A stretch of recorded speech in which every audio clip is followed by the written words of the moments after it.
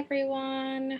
Welcome. Thank you all so much for joining. We'll give it another few minutes for folks to trickle in and then we will get started. But thank you all so much for joining and for being on time.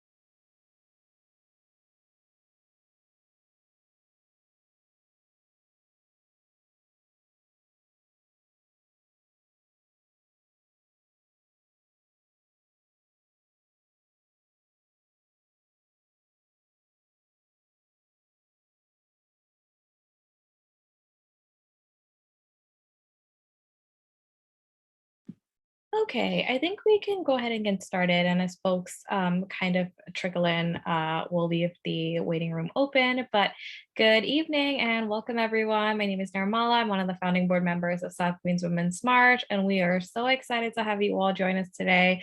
This is actually the first workshop in our college series, College App Prep 101. And for those of you who have been part of our workshops in the previous academic year, welcome back.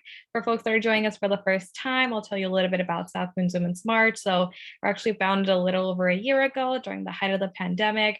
Our mission is to curb gender-based violence in South Queens and foster empowerment between women and gender nonconforming people. But we really realized that there is an equity issue here in this community, and we try to curb that by bringing resources to all of the people in our community. And that's primarily why we're doing this workshop and this entire series. So a lot of the students and youths in South Queens are at a bit of a disadvantage as they don't have the access to the same resources that they really need to thrive. And we're really hoping with these workshops and all the folks that live in this community, we can really give our youths everything that they do need to thrive and get to that next level. So before I hand it over to our panelists, I just wanted to shout out Sherry, who's actually on right now from Community Board 8, for really helping us to spread the word and getting folks to join. I want to thank all of our community partners, Asaya, Guy News Girls Rock, Hostos Community College, for really supporting this event and for bringing out all of your students. And then lastly, to our amazing panelists, Raymond and Nicole, thank you both so much for volunteering your time tonight to share your expertise and your knowledge with all of our students. I do want to flag that this workshop is being recorded. There were a few students that were unable to make it tonight, but we still want this resource to be accessible to them. So as you all know, all of our youth and professional development workshops are accessible on our YouTube page and also on our website. So feel free to access that or share with someone who you might know that wanted to attend but was not able to. So for now, I will pass it over to Nicole and Raymond to just kind of briefly introduce themselves and tell us how they currently support students in their roles. Okay, so I'll go first. Good evening, everybody. So grateful to be here. My name is Nicole Flint. I am an admission advisor at Hostos Community College. The way that I support students is I attend events like these and I provide information about the college, the support services that college can afford students, as well as the opportunities that are available to students who may or may not believe that they're able to go to college. So generally I'll go to fairs and I do work in the office as well. So I assist students with the application process. I inform students how and where they can submit documents. And I'm also available to assist any student who has a question or concern about any of the majors that we have and what it can do for you after you obtain the degree at Hostos. So it's a really great opportunity, especially to be here because we actually don't have as many students from Queens, but we do have plenty of students from the New York City area. And, you know, Hostos may seem like it's very far away. However, it's very affordable and it's also a very economical opportunity for many students. So thank you. That's awesome. So my name is Raymond Huang. I work at SAYA, South Asian Youth Action. I am their college access program coordinator. So what that basically means is I get the juniors in the spring and I work with them until they are seniors. So pretty much every step of the way, we have conversation about what they should look for in college, or if there's other path that they are interested in pursuing, we talk those out and make a plan on how to achieve those. So it's not just fully college focused, but because we are college access, that kind of generally what happens. Many of our kids do just kind of go towards college path. But we have conversation talking about not just like going to the top schools out there, right? We talk about mainly best fit.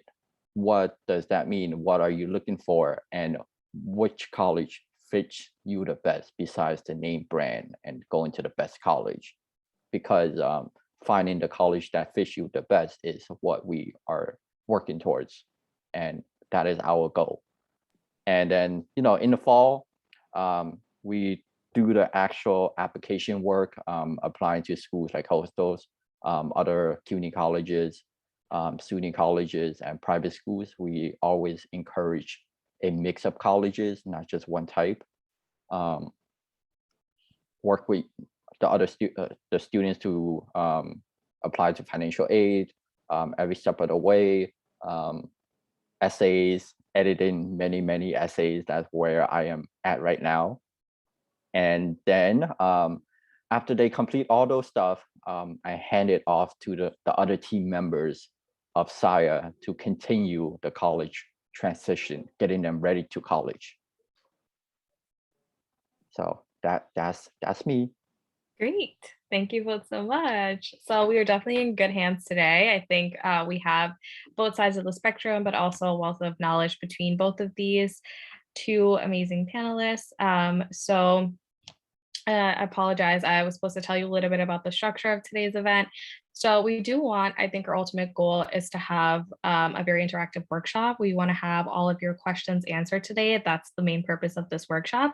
But we did have some questions that were pre-submitted. So I do also want to get those answered. There's about 3 to 4 questions. And then we're also streaming live to Facebook. So if you're joining us that way, feel free to submit any questions using the comment, or you can private message myself or input it in the chat and we'll be sure to get your questions answered. So we'll start off with those questions. So the first one is very general. In your experiences, what are some tips to help a college applicant stand out on paper? Because we know that's a huge part, essays, general questions that you have to ask. And what are some tools you would suggest to students who are applying to college right now? And whoever feels ready to share can jump in. I can start off. Something that would definitely help students stand out, I would say, really tell their story in their personal statements. take a lot of time. I would say maybe like over a period of month or 2 months to work on their personal statement, because at this point, their transcript is set. They can't really change any of that. So their personal statement is really a great opportunity for them to tell their story, what is important to them, things that they have experienced that have made them into the person they are today. So that's definitely one of the key things where they can tell their stories. The other thing, some tools that I would suggest that students can use is the internet has a lot of information. Definitely do your research. I talked about finding best fit. What does the best fit mean for you? That is something that you have to reflect on. Is it like a diverse campus? Does it make sense financially?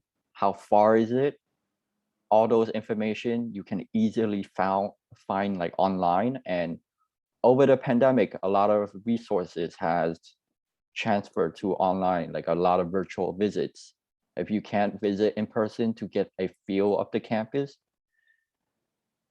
use virtual is not the same as, you know, being there in person and walking around the campus, but it at least gives you a sense of what's available and whether you can picture yourself in that campus over the next 2 or 4 years. So internet and personal statements.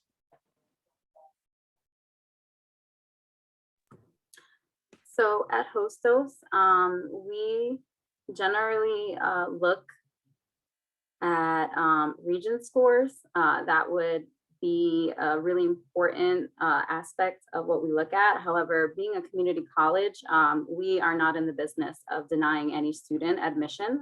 We are here to provide opportunities for students of all backgrounds. And as long as you graduate from high school, we will be able to admit you. But just in general, it is important that you do well in your regions and in your math and English courses, because upon admission, we use those scores to determine your level in those areas, English and in math.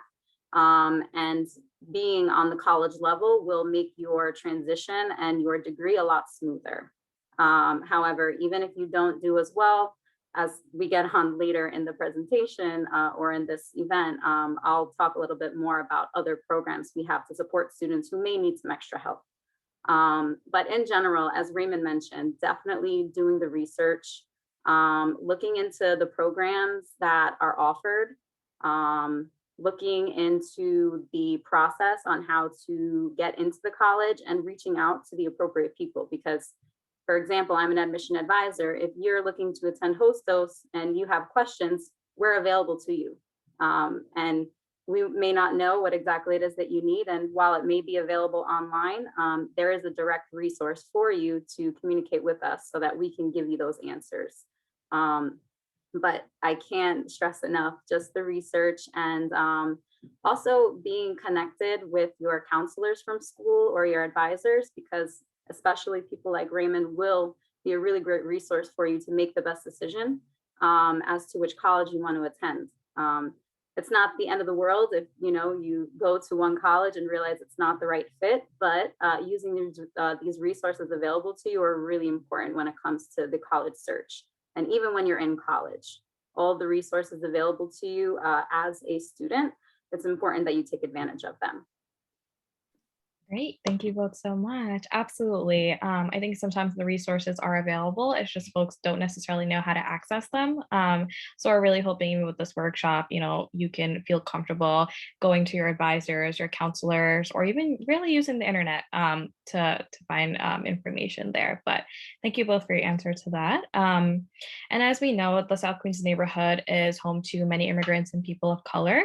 And we know the system is often set up against them. So how can marginalized students ensure that cost isn't a barrier to a quality education? Very important question. We're just talking about access. What scholarship opportunities might be out there for them beyond the traditional merit-based scholarships? So I can start with this one.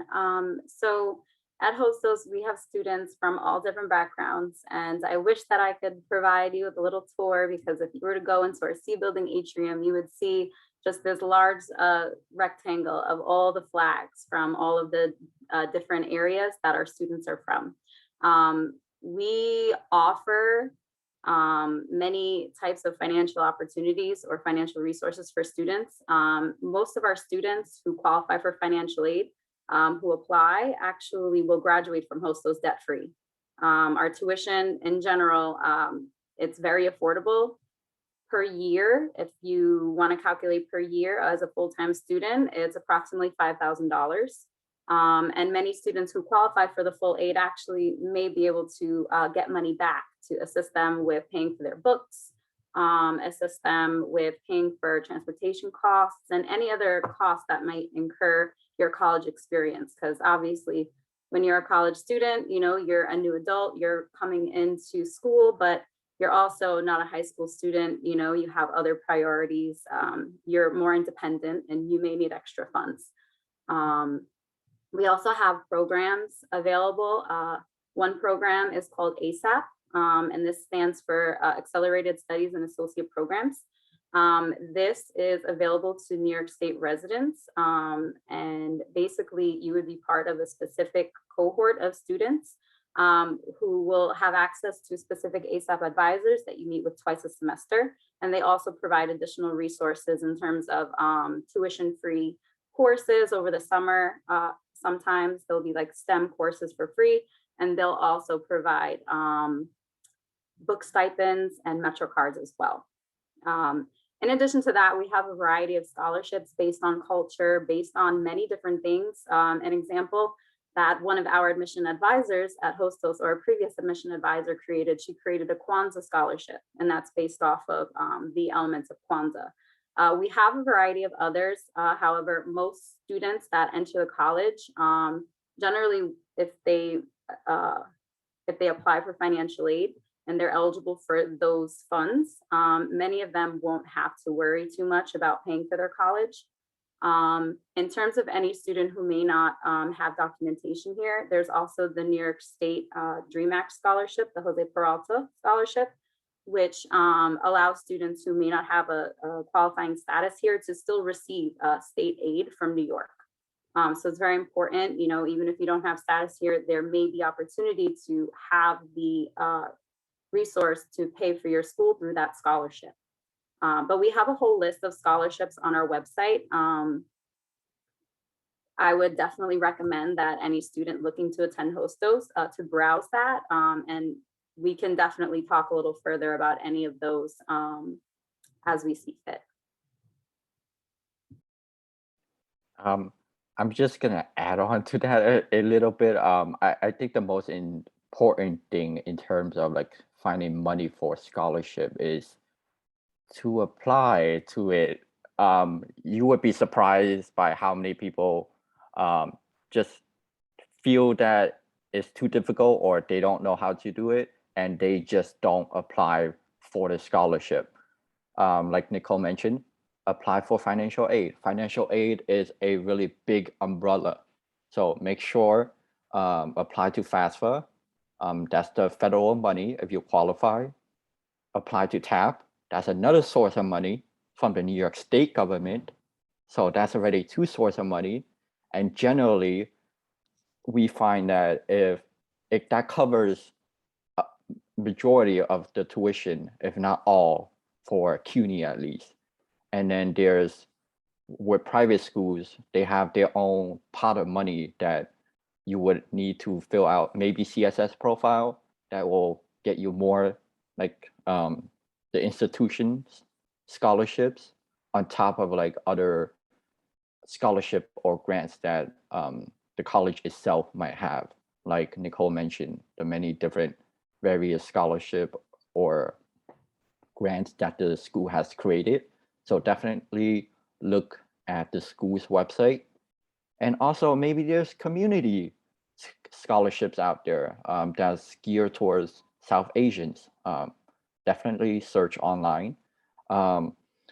the one major tip that I have when looking for scholarship is you should never have to pay for any money fee or anything, application amount of money for applying to scholarships. If you see that, that is probably a scam.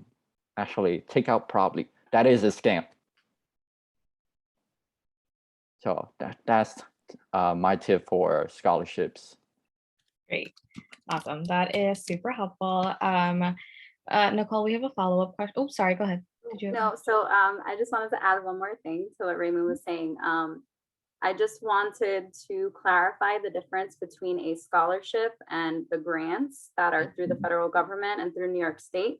I totally would recommend your first line of defense in terms of tuition would be to apply for the grants, because a grant is money given to you where there is no condition to maintain it. It's based specifically on income and other factors. And that money is given to you and it would not need to be paid back if, for example, you fell out of requirement, where in terms of a scholarship may have specific conditions or stipulations.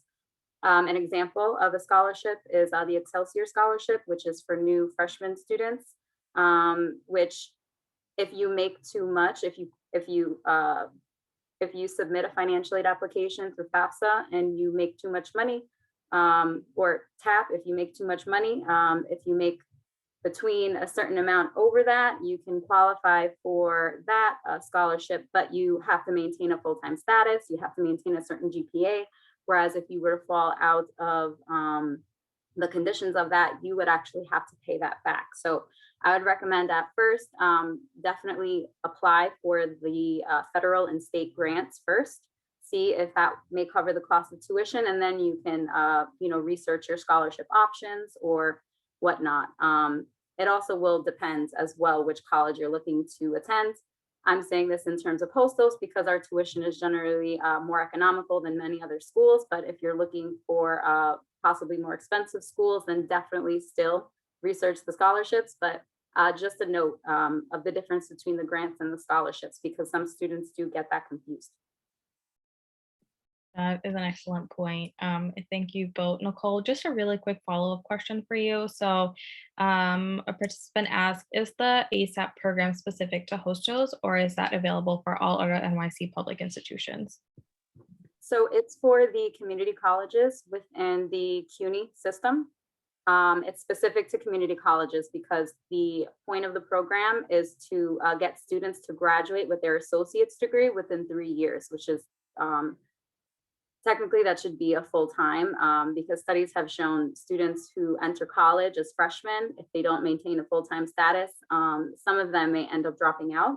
And it's an initiative to get students from the start to the finish of their degree. Great. Thank you. We have a question from the audience. So I am a sophomore and looking to apply for a scholarship. Any website recommendations? And I know Raymond mentioned making sure you complete the FAFSA and TAP applications, as well as looking through the school specifically that you're applying to. They might have specific scholarships as well as some other community scholarships, but are there any specific websites that you would recommend students look for general scholarships? I would say College Board would be a good place to start. College Board has a scholarship search engine since students usually already have a College Board account because of SATs and such. That would be a good place to start. But just like any search engine, it is important to read the requirements to make sure that you do qualify and then go from there. Anything you'd like to add, Nicole, or that? No, I think that that pretty much would cover it. More just, searching those engines and, reviewing the scholarship opportunities for this specific school if you pinpoint that, and then doing the research. Great, thank you. And I think this one is referencing our conversations on personal statements. The individual asked how to avoid cliche essay topics because it is easy to write about something that most people write about. Sometimes we might feel like this is all we have. I don't think there's anything unique about me. What do you have to say about that? I'll answer that very quick because I have really similar questions asked all the time. Um, because we work with a lot of immigrants. The common story is be like immigrating to this country, adjusting to life here and all that. I I always kind of tell them similar things. That is more like the background story. Yes, that is similar to everyone's, but it is the key thing that will be different for all of you is what lesson did you take away from that experience? That is the key difference. Just because someone gone through similar experience, that doesn't mean the takeaway is the same. Just like with the whole pandemic, we are going through the pandemic. That doesn't mean everyone experienced it the same. So that is where you point out your uniqueness, the takeaway, and how that has impacted you or changed you as a person for the better.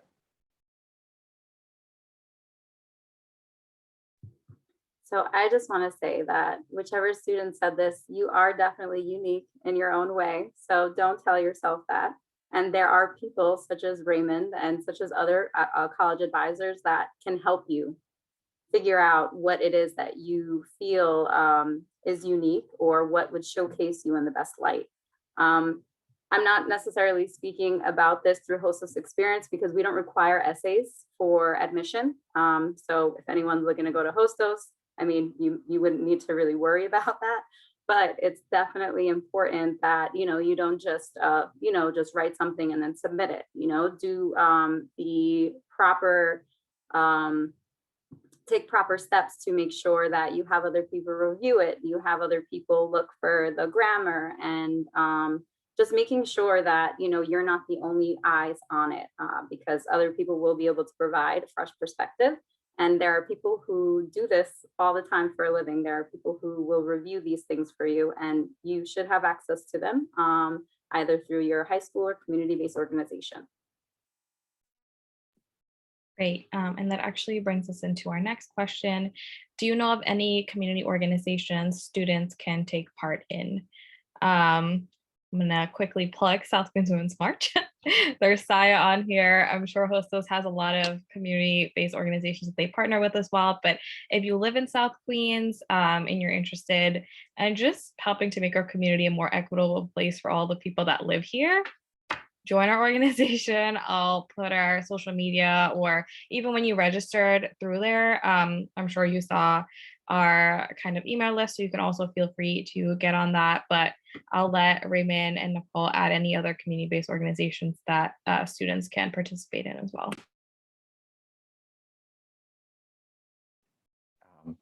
Yeah, we South Asian Youth Action is based in Amherst, Queens. We are maybe like 10 minutes away from the Queens Center Mall. You are very welcome to join us. The sooner the better, because we are actually in the thick of application season. So the sooner you join, the more I can help you. If you join in December, January, there's a lot to catch up on. So if interested, I didn't mean to come in here to plug Saya, but it's saya.org. Go on our website, register, get more information. And if you are a senior, you will be working with me. And if you are younger, you can join our other leadership program and then eventually get to me. But also, there are plenty of other community-based organizations out there. Search around your neighborhood. Ask your school counselor. They usually have a lot of resources. And maybe like even contacting the school that you might be interested in. They would have also additional resources. So I don't have a very large list off of the top of my head. However, many of the community-based organizations we work with are located in the Bronx. In the past, we have worked with Bronx Opportunity Network. We've also worked with Grace Outreach and many other like high school equivalency programs and other community-based programs. I'll definitely need to get a full list, and I'll be happy to provide that later on, and hopefully it can be circulated. But we definitely are always also looking for new organizations to partner with, you know, to assist the students in obtaining higher education. Absolutely. And also, I'm not sure if it was Nicole or Raymond, but a lot of these community-based organizations also have scholarship opportunities. So that's a really great question. So definitely, even if you get involved now, not only will you be able to, you know, add that to your resume as a volunteer experience or a new skill, it'll also be an opportunity for you to explore possible financial scholarships as well. So definitely a really great question. Let me see. Someone asked, are there deadlines to keep in mind for the foreseeable future? And it looks like Raymond's shaking his head, so I will throw it to you. All schools have a deadline. My thing is the earlier the better. You don't want to wait until the actual deadline, because as you know, you have a lot going on. School, exams, friends, you know, all those stuff, family. Don't wait until the actual deadline. Get things done earlier. It is important to find out whatever deadlines, you know, what school's deadline. Every school has different deadlines. Not all schools have the same. Whether CUNY, SUNYs, and private schools, especially private schools, they got various deadlines. Find that out. Write it down somewhere, make an Excel sheet or whatnot, put all the schools that you're intending to apply to, write down the deadlines, and then financial aid. The sooner you do it, the better, because there's only a certain amount of money out there. If it's gone, it's gone. They can't like magically conjure up more money for you. So financial aid, apply earlier rather than later.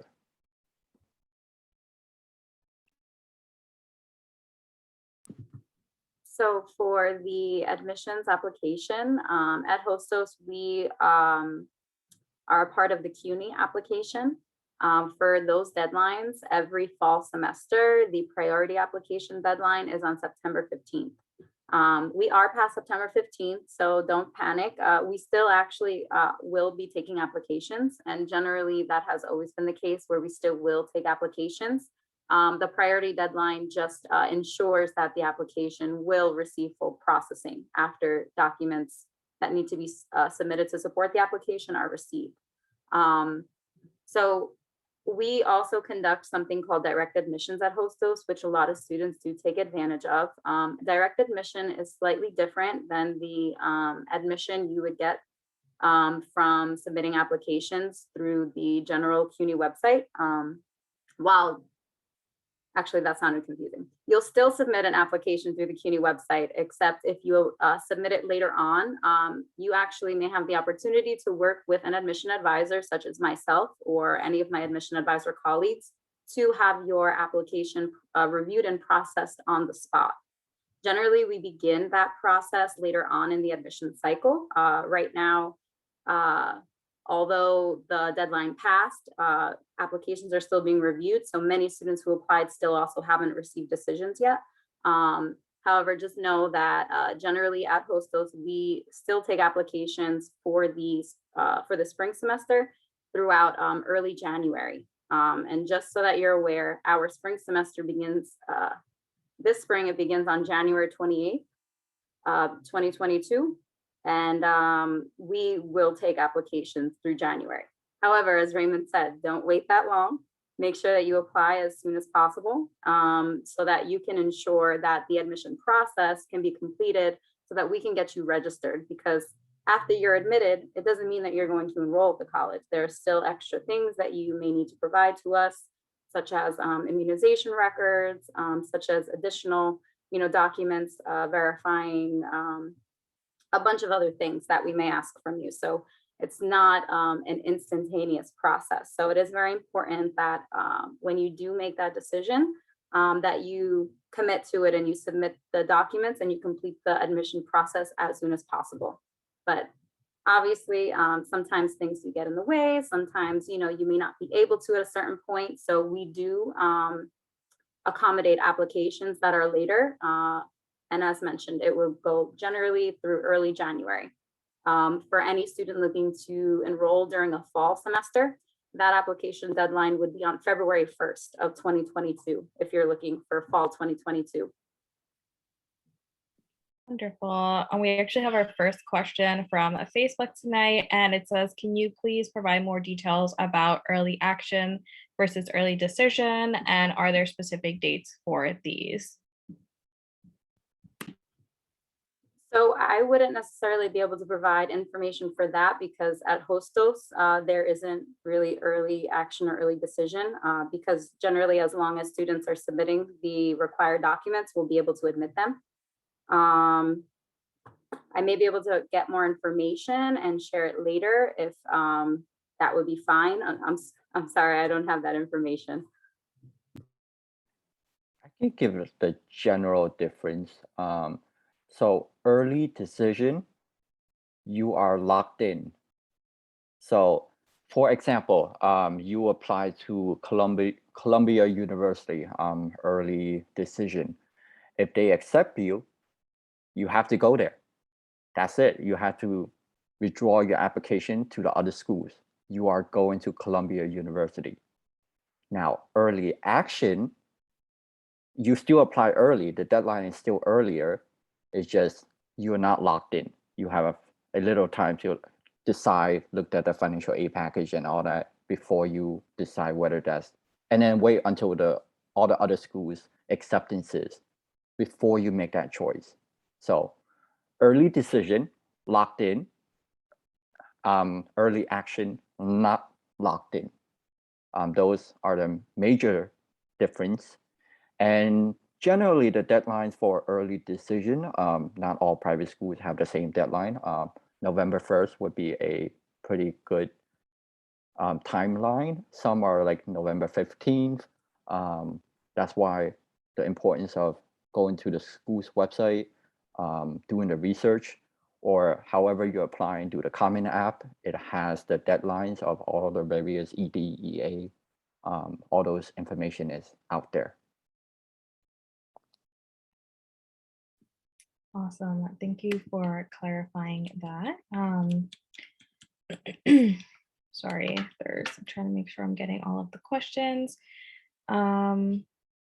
So this one is not specific for folks that are starting freshman year. This question's asking about the process to being admitted as a transfer student. I'm not sure if both of you have any things to share about that specifically, but I'll pass it to you. If not, we can definitely get in contact with the person and share more information after. Okay, so as a transfer student, the process actually is the same as a freshman. The only difference is you need to submit a supporting transcript from whichever college that you attended. When it comes to transferring, for example, if you do transfer from another college, we will look at the GPA. If the GPA for any reason falls well below 2.0, which would be considered satisfactory academic standing, we may require an additional step to review the application, which would be in the form of an appeal. And this basically just is in place so that we can understand what it is that led to your academic performance and how we can support you moving forward. And also, just doing that extra process will show the commitment that you have to return, to continuing your education. The process itself is pretty smooth. Most students who submit these transcripts on time are able to easily get into the college and whichever major that they are looking to pursue. There's only a handful of majors at the college that have GPA requirements for transfer. And that would be along the lines of our allied health programs, which are radiology, dental hygiene, and nursing. So those do have a GPA requirement. However, it doesn't mean that you won't be admitted into the college. You may just need to be admitted into a general major to elevate your GPA so that you can change the degree path to whichever major you're looking to pursue. But as mentioned, the application process is the same.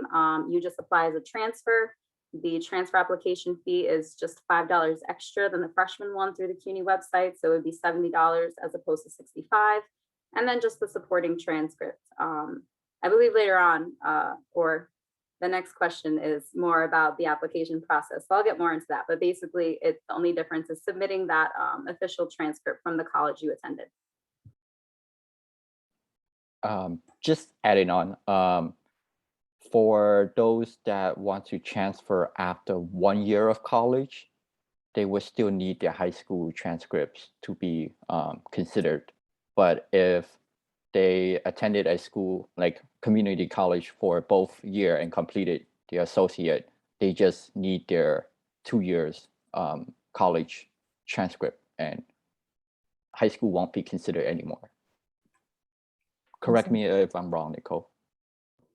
So at Hostos, we actually would still require the official high school transcript, but generally many of our students are transferring within the CUNY system. So once documents are submitted to support a CUNY application, it will always be there.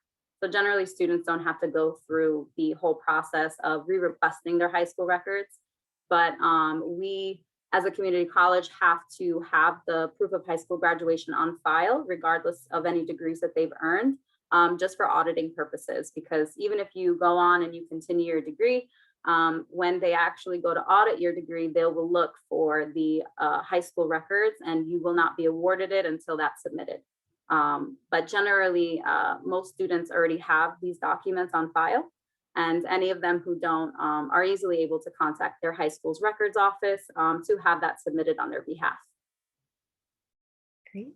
Thank you both so much. So I do want to flag where we have about 15 to 20 minutes left in our workshop. I have about 2 more questions from folks that were submitted, but I also want to give anyone else an opportunity. If you also want to just unmute and ask a question, I am more than feel free to do that. You should have the ability to do that. I know folks are just like direct messaging me their questions, but if you please feel free to unmute and ask any questions that you may have.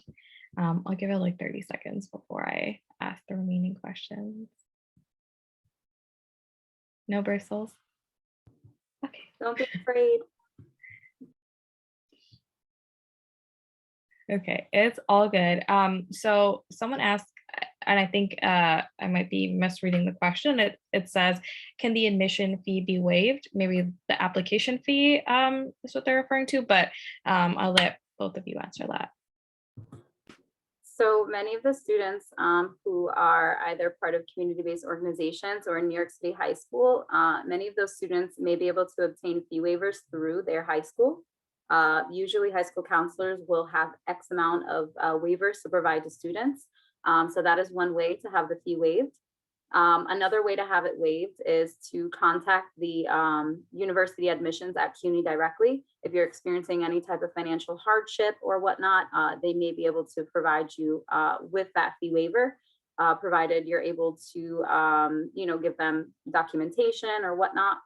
And then another way to have the fee waived is if you are transferring directly between CUNY schools without taking any time off. So if you decide to enroll at Hostos and you obtain your associate degree, and then you want to then go to get your bachelor's, during that transfer process, as long as you don't take any time off, that fee for the application will actually be waived.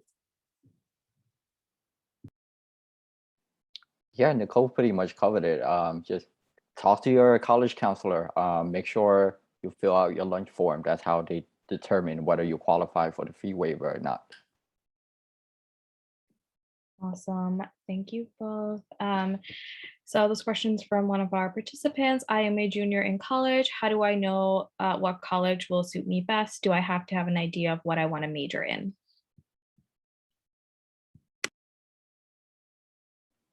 Junior in high school, right? Okay. Like, junior in college, that is a bit more worrying. No, you do not need to have like a set idea of what you want to major in. Um, I did not know what I wanted to major in when I started college. Definitely, you have some time to figure that out. Generally, freshman year, your advisor will work with you to give you some general classes to help you explore your various interests. That's why before you start college, the college will reach out, set you up with a counselor, talk with you to see what your interests are, and then work with you from there. You don't have to declare your major until your sophomore year, so you have some time to kind of explore a bit, figure out what is actually right for you. And even after you declare your major, if you decide that, oh, this is not actually what I want, you can change your major. I changed my major 3 times. So you have options. You are not locked in. Yeah, I want to piggyback off of Raymond on that. And especially for any student who knows that they want to pursue a degree but aren't sure, a community college could be a really great place to start. Community college can just be a stepping stone to the higher level degree that you're looking for. Because regardless of whatever major you select, there's always going to be core foundational classes that are a part of that you need to take regardless of your major. Each major, based on what area it's in, if it's under arts, if it's under sciences, that will kind of determine the kind of classes that you're taking. However, for any student who's unsure, for example, at Hostos, the major that we advise students to select is liberal arts and science. And those concentrations can, there can be social science concentrations. There's a variety of concentrations you can focus on. It's very flexible. And it does give students the opportunity to kind of explore what classes or what areas they are interested in. Because the worst thing is picking a specific college because you want to do this major, and then you get there and you're like, I don't think I want to do this major anymore. But now you're at this college and you went to this college for that major. So, there's no pressure to know in the beginning. However, after a semester or two, you should definitely try to hone down on what avenue you would like to explore to get a degree. Awesome. Thank you. We actually did have a follow-up question about the associates program, but you covered most of it from Facebook. But there's one of the questions within that question that I think is really important. So they asked, is there a benefit to begin with an associate's degree? And can you just elaborate a little bit more on the advantages to starting with an associate's degree? Well, many associate degrees are offered through community colleges, which just in terms of the word community is more affordable. So generally, if you were to start at Hostos, you could start off at your associate degree, and then, you'd be saving all of that money. Whereas if you decided to get your bachelor degree, say, for example, at Columbia or, even like a SUNY school or whatnot, those first 2 years, generally the tuition would be higher. So we at Hostos, there always seems to be a stigma with community colleges. Like community colleges aren't for students who will excel in classes or whatnot, or it's for like the ones who are left behind. But that is absolutely not the case. We have so many bright students who use community college as a stepping stone to help them not be bogged down in so much student debt. And that's a really great point that we like to tell students at Hostos is more of the economical impact it can have to start off at Hostos because the tuition is so much more affordable than many other institutions. Anything you'd like to add, Raymond? Just wanted to highlight, especially if for students that are really not sure what they want to do, starting off at community college will definitely help kind of give them that experience, that time, or like just kind of go get some internships, figure out what you want to do before you kind of like pay more money to complete a bachelor's. Great. So we do have about 10 minutes left. So I'm going to do a last call for questions from our audience. Someone please unmute and just do one question. I feel like Raymond, Nicole, and I have just been talking this whole time. Any last minute questions before we begin to wrap up? Feel free to unmute and ask it now. Wow, then they must have done a really great job tonight answering all your questions. Great. So the last question we have is more of a general question. So I guess like what general advice would you give to a new student starting the process, and any other feedback or insights you like to share from your personal experiences or in your current role that you wish to share with our students and parents, guardians, everyone that's here tonight? Sorry, that was a loaded question, so feel free to take a minute before you answer. I guess have conversations early on. It's never too early to have conversations with your parents, your counselors. Um, discuss family finances, because I know it's an uncomfortable conversation, but it is definitely an important one, because I know parents don't like to share how much they make with their kids, but that is a really, really important conversation to have, because you want to know what is the financial circumstances of your family, what can parents help in terms of financial aid, um, and expectations. Like I had students that like, I'm going away to college. And then when applications come around, the parents be like, nope, you're staying home for college.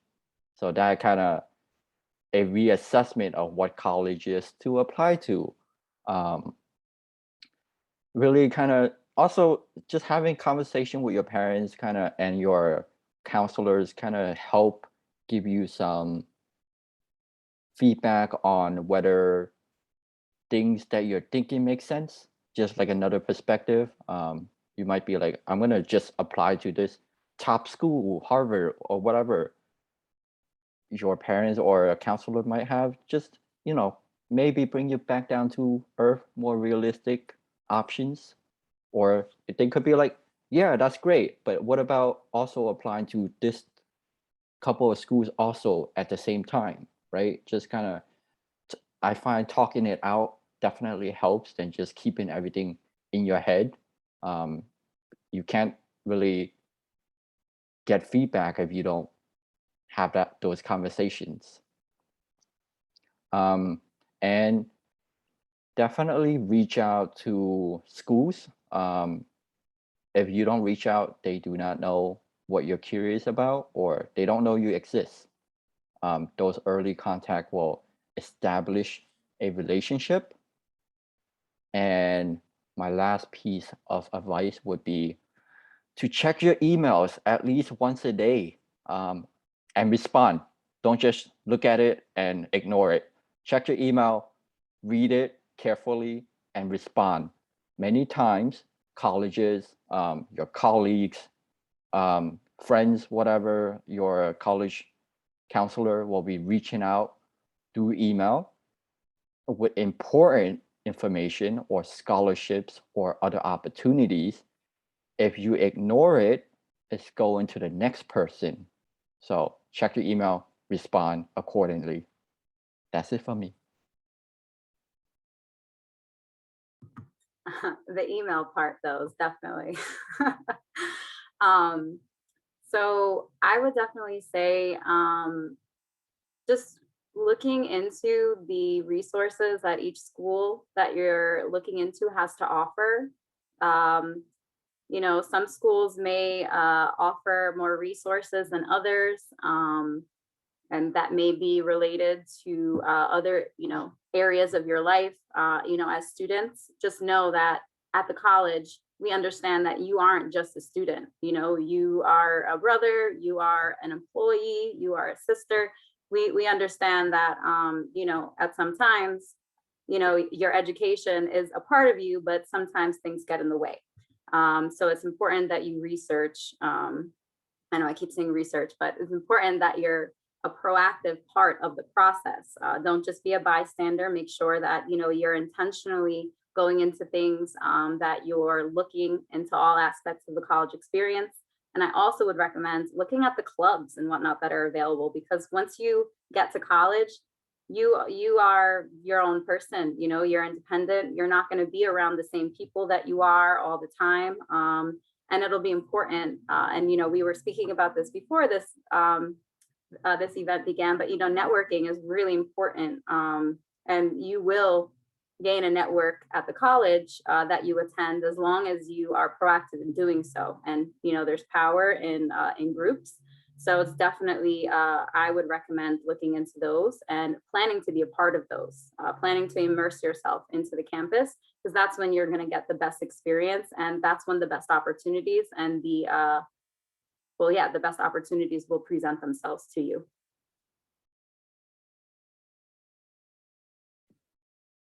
Great.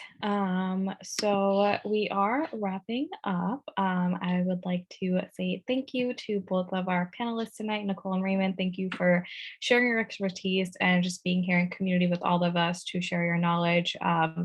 As you can see, there were a ton of really great questions. So Nicole's from Hostos and Raymond's from SIA, and they're two, you know, a really great college and another really great community-based organization. As well, South Women's March is here, so you can definitely reach out to us. We'll do our best to connect you to the resources, or you know, try our best to answer your questions. We were all there at one point. You know, most of us are first generation college students, so we understand somewhat of the struggles of kind of accessing this complicated system, but just know that you have a community here, and we will do our best to support you. But thank you to all of our participants for joining. This, like I mentioned, is the first of our workshop series, and we will be putting out the flyer and the registration link about a month or so before each workshop. So stay tuned. We'll have them from now through the end of June. So thank you all so much, and I hope you all stay safe and well. And if you have any additional questions, you can feel free to hang back. But this concludes our workshop for tonight, everyone. Thank you for having us. Yes, thank you so much for having us. Thank you both.